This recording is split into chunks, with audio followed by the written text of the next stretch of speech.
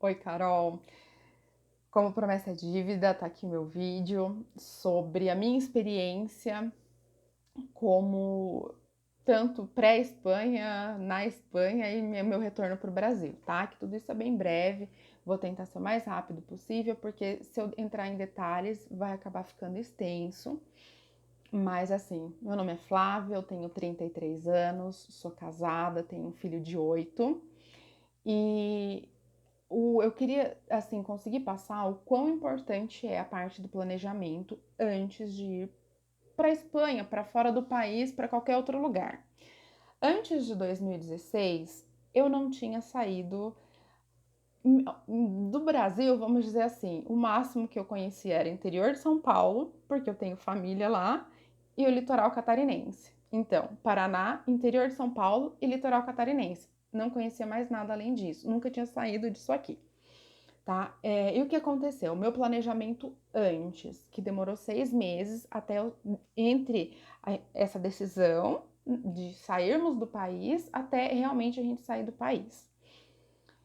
Primeiro de tudo, o que aconteceu? Tinha um planejamento, o planejamento era o seguinte, porque envolvia uma outra família, que não vou entrar no caso, não vou citar nomes, não, que eu não acho legal, né, expor ninguém. Mas era o seguinte, o combinado era, eu iria fazer um acerto na minha empresa, eu trabalhava numa multinacional, era bem remunerada, então a minha intenção era, vou tentar fazer o acerto, porque eu sabia que eu ia conseguir um dinheiro bom. A gente tinha casa própria, vamos alugar, em nenhum momento a nossa intenção foi vender a casa. Então, ok, vamos colocar na imobiliária.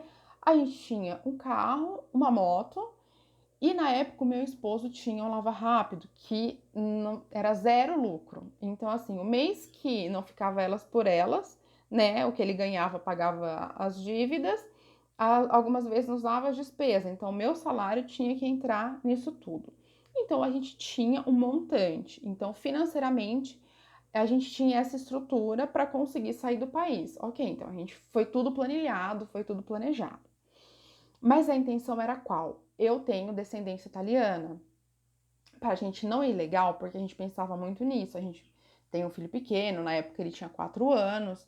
Então, em nenhum momento a gente pensou em entrar ilegal no país. Isso nunca foi uma opção pra gente.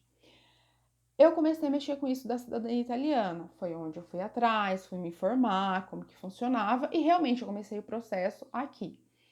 De qualquer forma, eu precisei de uma assessoria, porque nem tudo eu conseguia fazer sozinha, né? Eu acredito, muitas pessoas conseguem, muitas pessoas realmente conseguem todo esse processo, mas infelizmente eu não consegui, eu precisei de uma assessoria, tive um gasto não, porque foi um investimento. Ok, isso tudo antes. Então, tudo aconteceu antes, foi tudo, né, planejadinho, não foi às pressas. Tentamos comprar uma passagem com um preço legal, tudo bacana.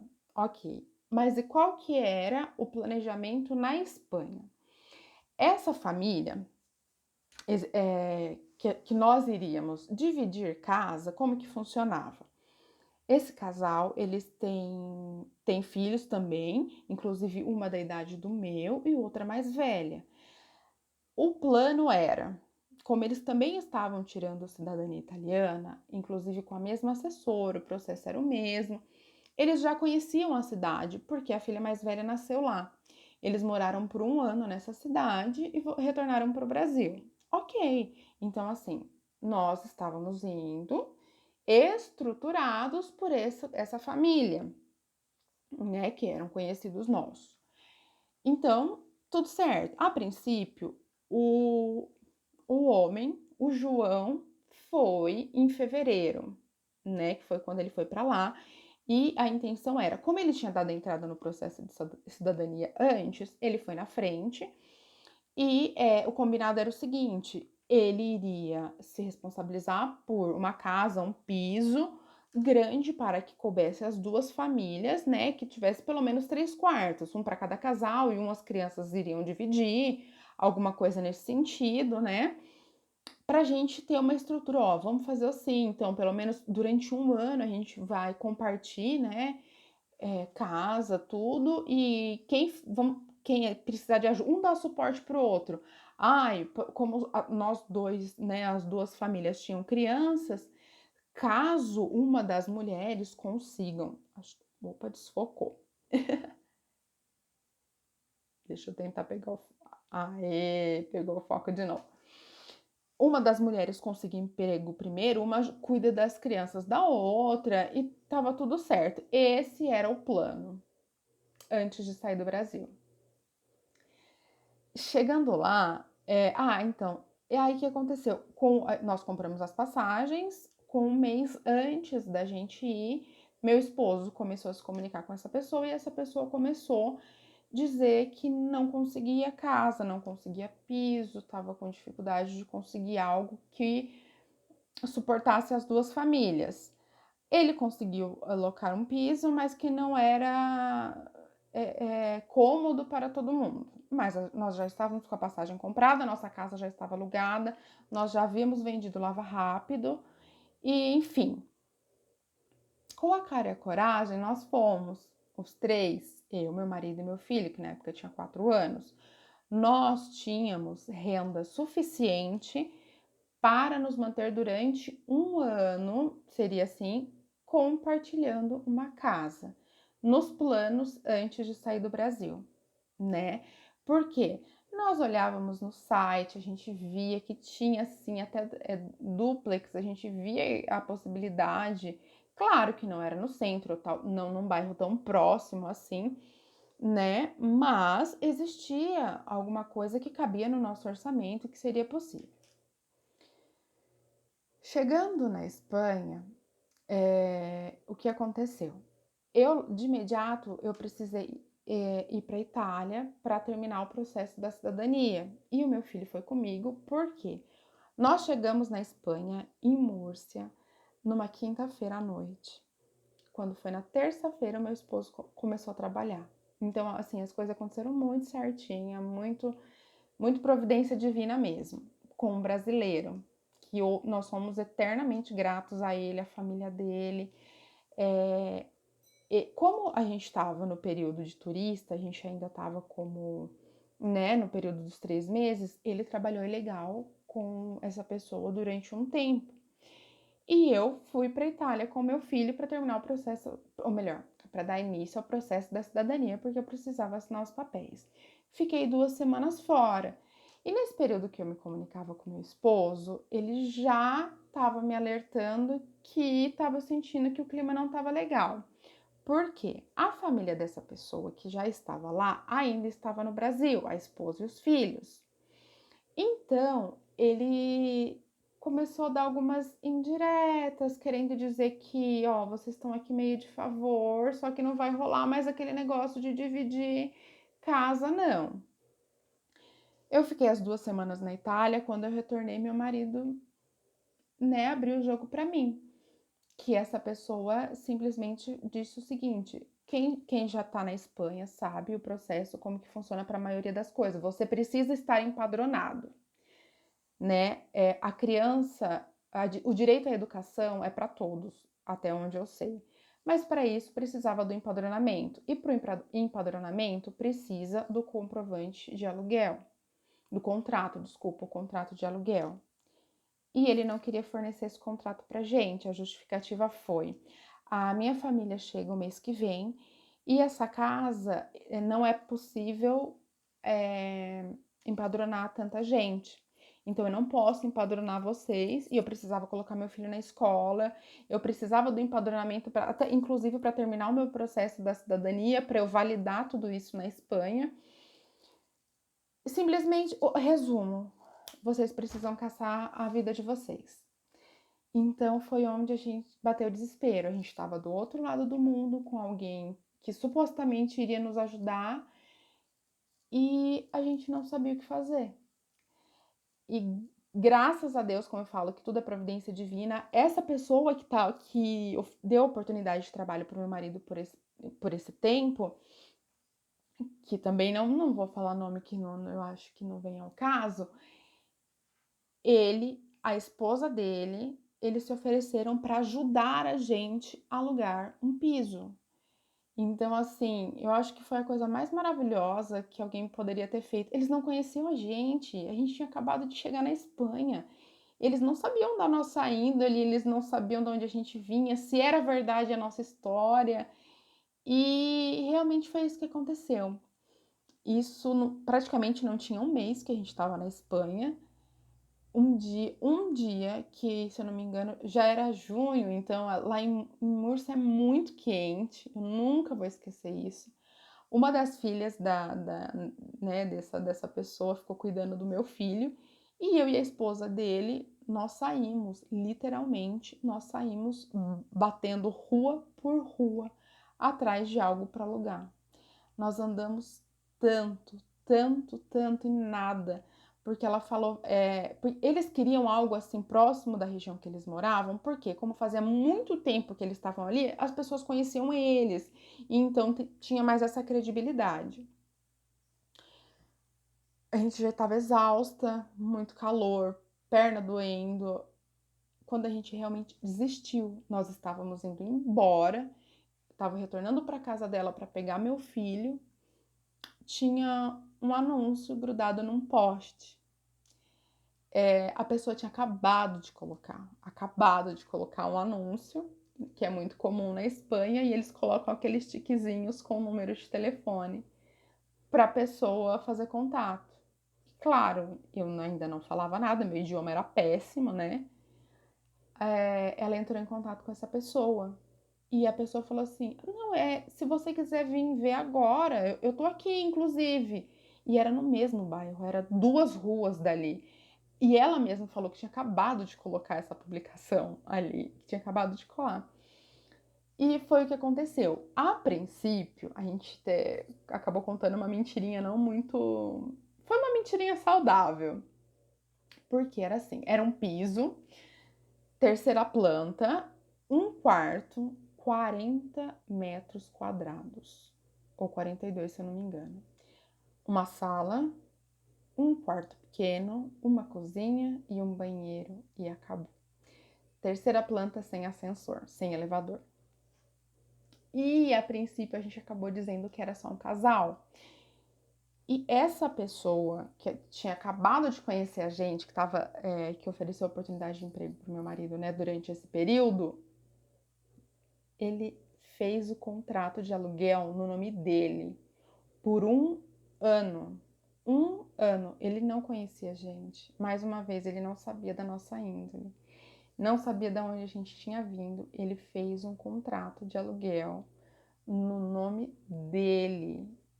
E podia ser mentira a nossa história da cidadania. Então, assim, eu sou muito grata por tudo que eles fizeram, né? Bom, eu falei que não ia ser extenso, mas enfim, vamos lá. Deixa eu tentar acelerar aqui. Então, nós ficamos em Múrcia, em Zarandona, por todo esse período, porque né, a gente acabou ficando nesse piso que era provisório e acabou sendo definitivo. No final do dia, quando a gente chegou para assinar os papéis, que realmente foi quando eu disse que eu tinha um filho, porque a princípio eles não queriam criança. Só que eu acho que até a dona do piso se compadeceu com a minha história e disse que não tinha problema, que ele tinha cara de ser bonzinho, de ser tranquilo, né? Enfim, mas o que aconteceu? Eu precisava pagar o aluguel e como que eles falam que pedem antecipado? Eu esqueci a palavra. Fiança. Você precisa pagar. Tem gente que pede 1, 2, 3 fianças, né? Dependendo de como é o que acontece. Então, financeiramente, o que a gente tinha se planejado para passar por 1 ano com aquela família se reduziu para menos, nem 6 meses, porque a gente precisou pagar aluguel, fiança, a casa não, o piso não era todo mobiliado, então nossos planos mudaram, foi uma reviravolta total, porque até então era só meu esposo que estava trabalhando, né, e assim, era fazendo um bico, porque ele estava ilegal, eu ainda não estava trabalhando, porque eu não tinha conseguido empadronar meu filho, não tinha conseguido colocar meu filho na escola, e aconteceu tudo isso. Mas tentando enxugar mais um pouquinho. tá?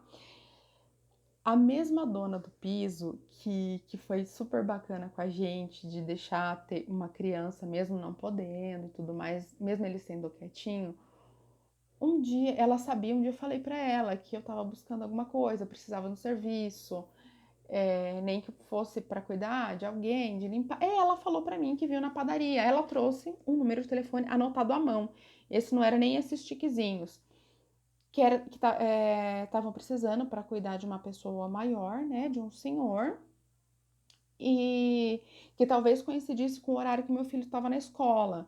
Então eu não precisaria me disponibilizar de alguém. E eu fui, isso era um domingo. Eu liguei, na mesma hora a pessoa que atendeu, meu espanhol era péssimo, não era um espanhol, era um portunhol, né? E não é todo mundo que tem paciência pro nosso portunhol. As pessoas que acham que vão chegar lá e vão falar, né? Olá, que tal? E tá tudo certo. Não é assim que funciona. Não são todas as pessoas que têm essa empatia e que entendem. Muitas vezes eles vão virar as costas e vão te deixar falando sozinho. E eu fui lá conversar com essa senhora, que era esposa do senhor, na verdade, que precisava de cuidados. E eles são hoje a minha segunda família. Eles praticamente me adotaram na Espanha. A princípio, eu conversei com a senhora do lado de fora da casa. A gente sentou, é como se fosse uma varanda, era uma casa mesmo, não era um apartamento. E ela né, falando quais seriam o que eu precisaria fazer, tudo, e falando muito rápido, aí eu, despacito, que não compreendo. Então ela, enfim, e aí ela, então tá, deixa eu te apresentar a ele. E foi onde veio o meu impacto, o meu choque maior, que foi, eu era um senhor cadeirante que não tinha as duas pernas. Então, para mim, o que aconteceu? Aquele momento foi assim, passou um filme na minha cabeça. Eu saí do Brasil, trabalhava numa multinacional, tinha um cargo bom, uma remuneração top, morava em uma casa própria, enfim. E eu vou cuidar de um senhor cadeirante que não tem as duas pernas. Então, sabe quando deu aquele negócio? Mas foi muito rápido. Eu estou do outro lado do mundo, não tenho quem me ajude e é isso que eu vou encarar. O que eu posso dizer dessa experiência é que o que eu não havia amadurecido em 29 anos, eu amadureci em 2. 18 meses aí, bem dizer, na Espanha. Eu cresci tanto como pessoa. Claro, eu não posso dizer que profissionalmente, porque não era a minha área, mas eu aprendi muito, muito. E graças a essa família que me adotou, não é que eu não sentia saudade da família, não sentia falta de casa, eu me sentia amparada. Era isso que acontecia, né? Daí então, enfim, eu tirei a documentação, eu tirei a cidadania, consegui me unir, consegui unir pro meu esposo conseguiu um contrato de trabalho. Porém, não era em Múrcia, era não vou lembrar agora. Eu sei que era 2 horas da onde a gente morava. Então ele precisava acordar todo dia às 5 da manhã para poder chegar no trabalho no horário. A furgoneta passava a pegar ele e ele ia para era uma obra. E todo dia ele chegava em casa próximo das 9 horas da noite, porque quando encerrava o expediente até ele chegar em casa, e foi onde ele foi se desgastando, né? Porque ele foi criando uma ansiedade e onde ele desenvolveu a síndrome do pânico.